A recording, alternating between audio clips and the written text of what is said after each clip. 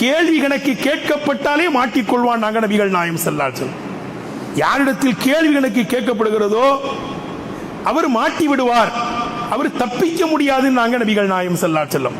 இப்படி சொல்லிக்கிட்டு இருக்கும் போதே அன்னை ஆயிஷா நாயி ரலியல்லாஹு அன்ஹா கேட்கிறார்கள். திருமதி ஷெரீஃபிலே வருகிறது. ஆயிஷா நாயி பெரிய அறிவாளி, கெட்டிக்காரங்க, ரொம்ப சுராத்துல் ஃபஹம், ரொம்ப விளக்க உள்ளவங்க, டக்குன்னு விளங்குவாங்க. கேள்வி கணக்கு கேட்கப்பட்டால் பக்கத்து உதிப, அவன் அதாபு செய்யப்படுவான், தண்டனை கொடுக்கப்படுவான், அவனால் தப்பிக்க முடியாது என்று சொன்ன உடனேயே குறுக்க கேட்கிறாங்க ஒரு கேள்வியை.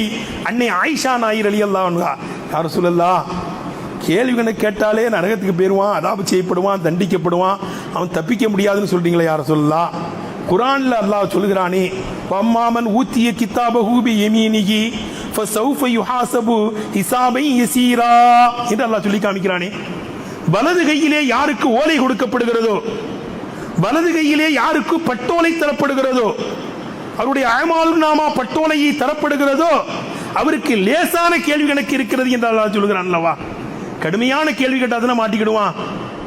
வலது கையிலே ஓலை கொடுக்கப்பட்டால் அவர்களுக்கு லேசான கேள்வி கணக்கு கேட்கப்படும் அல்லாஹ் சொல்றானே. அப்ப லேசான கேள்வி கணக்கு, கடுமையான கேள்வி கணக்குன்னு ரெண்டு வகையான கேள்வி கணக்கு இருக்கிறது அல்லாஹ், அப்படித்தானே அந்த ஆயத்தில் விளங்குது. அப்ப லேசான கேள்வி கேட்கப்படுறவங்களாம் தப்பிக்கத்தானே செய்வாங்க, கடுமையா கிண்டி கிளறப்பட்டா தானே மாட்டிக்கிடுவான் என்று சொல்லும் போது ரசூல் ஸல்லல்லாஹு அலைஹி வஸல்லம் சிரிச்சுக்கிட்டே பதில் சொல்றாங்க. அங்கதான் கேள்வி கேட்டா ரசூல் தான் சந்தோஷப்படுவாங்க. குறுக்கு கேள்வி கேட்கும் போது இப்படி ஆயத்தில் வருகிறதே, நீங்க இப்படி சொன்னீங்களே, அப்ப என்ன விளக்கம் என்று கேட்டால் சிரிச்சுக்கிட்டே பதில் சொல்லுவாங்க. ஆயிஷா, இசாபை யசீரா என்றால் லேசான கேள்வி கணக்குன்னு நீங்க அகராதியை வச்சு அர்த்தம் வைக்கிறீங்க. அகராதியில இசாபை யசீரா, இசாபுனா கணக்கு, யசீர்னா லேசுன்னு தான் இருக்கும். அகராதியை வச்சு அர்த்தம் வைக்க கூடாது. குர்ஆனுக்கு அர்த்தம் நான் தான் சொல்லுவேங்கிறாங்க. யத்லு அலைஹிம் ஆயாத்தி வ யுஸக்கீஹிம் வ யுஅல்லிமுஹுமுல் கிதாப வல் ஹிக்மா என்று அல்லாஹ் சொல்லி காமிக்கிறான் என்னை பற்றி. நபி எப்படிப்பட்டவங்க தெரியுமா?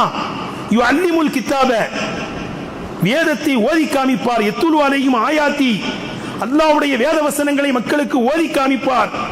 வ யுஸக்கீஹிம், அவர்களை வேதத்தை ஓதி காமித்து அவர்களை சுத்தப்படுத்துவார். வ யுஅல்லிமுஹுமுல் கிதாப, வேதத்தை அவர்தான் கற்றுத் தருவார். எனக்கு என்ன வேலை இருக்குது? ஓதி காமிக்கிற வேலை இருக்கிறது. தஸ்கியத்துன் நஃப்ஸ், சுத்தப்படுத்துகின்ற வேலையும் இருக்கிறது. இல்மை கற்றுத் தருகிற பொறுப்பும் எனக்கு தான் இருக்கிறது. அதிலே ஞானம் இருக்கிறது, ஹிக்மத்து. அந்த ஹிக்மத்து என்ற இர்ஃபானியத்தான கல்வியையும் நான் தான் கற்றுத் தருவேன். ஆயத்துக்கு என்ன விளக்கம் என்று என்னிடத்தில் தான் கேட்க வேண்டும், என்னுடைய வேலை அது. இசாபை யசீரானா என்ன அர்த்தம் தெரியுமா உனக்கு? அரது என்ற அர்த்தம். ரசூல் ஸல்லல்லாஹு அலைஹி வஸல்லம் வைக்கிறாங்க அந்த இடத்துல அர்த்தம். புகாரி ஷரீஃபில் இந்த ஹதீஸ் வருகிறது, திருமதி ஷரீஃபிலையும் வருகிறது. இசாபை யசீரா என்றால் அரது. நாளை மறுமையிலே ஒருவரை அழைப்பான், அழைத்து அவர் செய்த பாவங்களை, தவறுகளை அவரிடத்திலேயே சொல்லி காமிப்பான். இந்த உலகத்தில் இத்தனை ஆண்டுகள் நீ வாழ்ந்திருக்கிறாய், இன்னென்ன தவறுகள் செய்திருக்கிறாய், இதோ பார் என்னுடைய பட்டோலையை விரித்தவன்ட்ட காமிக்கப்படும். இது நீ தானே செய்தா இந்த பாவங்களை எல்லாம்? மாட்டிக்கிட்டோம் இன்னைக்கு, அவ்வளவுதான், நரகத்துக்கு போக வேண்டியதான். அப்படி பேதலிச்சு போய் நிற்பான். அவன் ஒத்துக்கொள்வான், யா அல்லாஹ், இந்த பாவங்கள் தான் நான் தான் செய்தேன் யா அல்லாஹ் என்று சொல்லுவான். யா, நீ செய்த தவறுகள் தானே? ஆமா, நான் செய்த பாவம் தான்.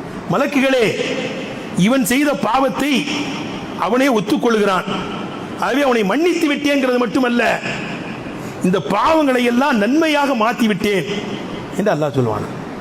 இதுதான் அரல். இசாபை யசீரானா அதுதான்.